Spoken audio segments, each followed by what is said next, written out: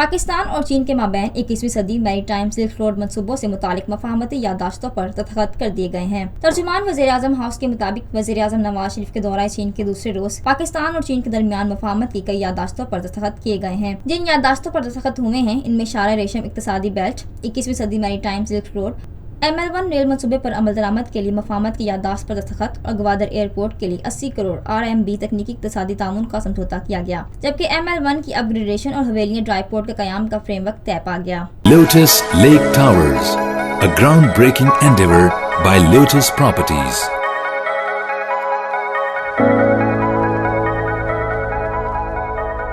ملکی، بین الاقوامی، سماجی، سیاسی، تجارتی، ثقافتی، تفریحی، معلوماتی اور کھیلوں سے جڑی ہر چھوٹی بڑی خبر کا مرکز TNN TV۔